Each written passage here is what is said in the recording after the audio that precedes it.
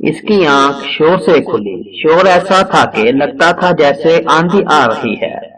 شور قریب آتا جا رہا تھا۔ وہ سمجھ گیا کہ کالا دیو باغ کے اندر جا رہا ہے۔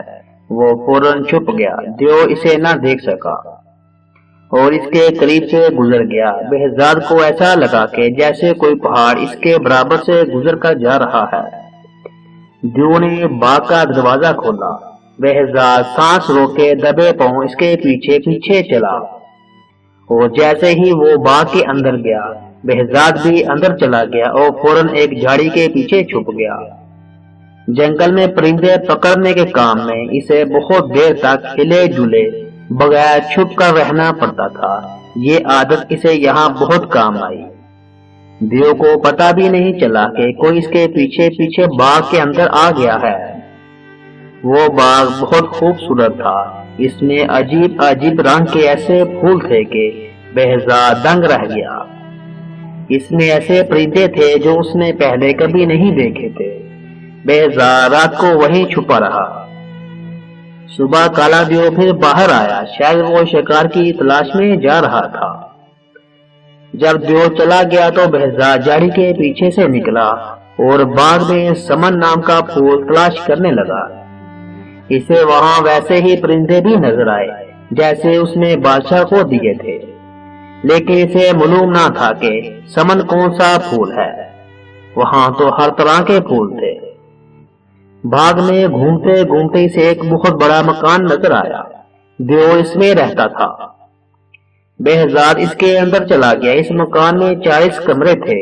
ہر کمرہ دوسرے سے بڑھ کر خوبصورت تھا، لیکن پورے مکان میں کوئی نہیں تھا۔ آخر جب وہ 40ویں کمرے میں پہنچا تو اسے کسی کی رونے کی آواز سنائی دی، لیکن وہاں کوئی نہیں تھا۔ اسے لگا کہ آواز کلین کے نیچے سے آ رہی ہے۔ اس نے کلین اٹھایا تو فرش میں ایک دروازہ بنا ہوا تھا۔ اس نے دروازہ کھولا تو سیڑھیاں زمین کے اندر جا رہی تھی۔ وہ سیڑھیاں اتر کر اندر چلا گیا۔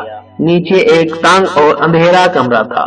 رونے کی آواز تیز ہو گئی تھی۔ بہزاد نے غور سے دیکھا تو اندھیرے میں ایک لڑکی نظر آئی جو ہوا میں لٹکی ہوئی تھی۔ اس کے لمبے لمبے بال چھت میں ایک کنڈے سے بندھے ہوئے تھے اور وہ رو رہی تھی۔ بہزاد کو دیکھ کر بولی، ارے لڑکے، تم یہاں کیسے آ گئے؟ تم کون ہو؟ فوراً یہاں سے چلے جاؤ۔ اگر کالا دیو آ گیا تو تمہارے ٹکڑے ٹکڑے کر دے گا۔ بہزاد نے کہا، تم فکر نہ کرو، وہ باہر گیا ہوا ہے۔ یہ بتاؤ تم کون ہو؟ میرا نام چندا ہے۔ وہ منحوس دیو مجھے کئی سال پہلے اٹھا لایا تھا، تب سے میں یہاں قید ہوں۔ بہزاد نے اس کے بال کھول کر اسے نیچے اتارا۔ اس نے پوچھا، تم کون ہو اور یہاں کیوں اور کیسے آئے ہو؟ بہزاد نے پوری بات بتائی کہ وہ کسی طرح سمن کے پھول کی تلاش میں آیا ہے۔ اگر پھول نہ ملا تو بادشاہ اس کی ماں کو نقصان پہنچا سکتا ہے۔ چندا نے کہا، سمن نام کا پھول سب سے پہلے میں نے اگایا تھا۔ اگر تم مجھے یہاں سے نکال کر لے جاؤ تو میں تمہیں سمن کا پھول دوں گی، پھر سارے پرندے تمہارے پاس آیا کریں گے۔ اس نے بتایا کہ کالا دیو کے استابل میں تیز گھوڑے بھی ہیں۔ بہزاد استابل گیا۔ اس نے 2 گھوڑے کھول لیے، دونوں ان پر سوار ہو گئے۔ چندا کو معلوم تھا کہ باغ میں ایک پتھر کو دبانے سے باغ کا دروازہ کھل جاتا ہے۔ اس طرح دونوں دروازہ کھول کر گھوڑوں پر سوار ہو کر وہاں سے نکل گئے۔ گھوڑے بھگاتے بھگاتے دونوں بہزاد کے شہر پہنچ گئے۔ بہزاد کی ماں دونوں کو دیکھ کر خوشی سے پھولی نہ سمائی۔ دونوں کو گلے لگایا، کھانا کھلایا، پھر پوچھا، یہ بتاؤ جو پھول تم لینے گئے تھے وہ ملا بھی یا نہیں؟ بہزاد نے پوچھا، امی، جب میں گیا تھا تو میں نے آپ کو کچھ نہیں بتایا تھا، پھر آپ کو کیسے پتا چلا کہ میں پھول لینے گیا تھا؟ امی نے بتایا، بادشاہ کے سپاہی روز آتے ہیں اور پوچھتے ہیں کہ بہزاد پھول لے کر آیا ہے کہ نہیں۔ اتنے میں بادشاہ کے سپاہی آ گئے اور پوچھا، تم پھول لائے یا نہیں؟ اس سے پہلے کہ وہ جواب میں کچھ کہتا، چندا نے کہا، ہاں لے آیا ہے، تھوڑی دیر میں خود بادشاہ کے پاس پھول لے کر جائے گا۔ बादशाह के सिपाही चले गए तो चंदा ने चाकू लेकर अपनी उंगली में चीरा लगाया, खून के 2 कतरे निकाले और खून के कतरों से फूल बन गया। चंदा ने कहा, देव को मालूम था कि मैं इस तरह समन के फूल बना सकती हूँ, इसलिए वो मुझे कैद रखता था। अब ये फूल बादशाह के पास ले जाओ। जब वो फूल लेकर बादशाह के पास पहुंचा तो परिंदे उदास थे, उन्होंने चिहचहाना बंद कर दिया था। फूल देखते ही परिंदों में जैसे जान पड़ गई, वो फिर से बोलने लगे। बादशाह खुश हो गया, लेकिन चालाक दुकानदार ये देखकर जल गया कि बेहजाद फिर कामयाब हो गया। उसने बादशाह से कहा, बादशाह सलामत, ये फूल तो मुरझा जाएंगे क्योंकि पौधों में लगे हुए नहीं हैं। बेहजाद से कहिए कि वो समन का पौधा लेकर आए जिसमें फूल लगे हों। बादशाह ने कहा, ये ठीक कह रहा है, तुम काले दियो के बाग में फिर जाओ और वहां से समन के फूल वाला पौधा उखाड़ लाओ। अब बेहजाद ने सोच लिया था कि बादशाह और दुकानदार दोनों को शरारतों का मजा चखाएगा। उसने कहा, हुजूर, ये फूल काले दियो के बाग में नहीं लगते, ये तो एक ऐसे शहर में होते हैं जो बिल्कुल हमारे शहर की तरह है, बल्कि इसका नाम भी वही है जो हमारे शहर का है। जो लोग मर जाते हैं वो इस शहर में रहते हैं। इन सब लोगों के बादशाह आपके वालिद हैं, जिनका इंतकाल हुए बहुत अरसा हो गया है। जब मैं ये फूल लेने उस शहर पहुंचा और आपका नाम लेकर बताया तो उन्होंने फूल मंगवाए हैं, तो आपके वालिद बहुत रोए और कहने लगे कि मेरा बेटा मुझको मिलने क्यों नहीं आता। अगर मैं तुम्हें इसका पौधा दे दूंगा तो वो मुझसे मिलने कभी नहीं आएगा।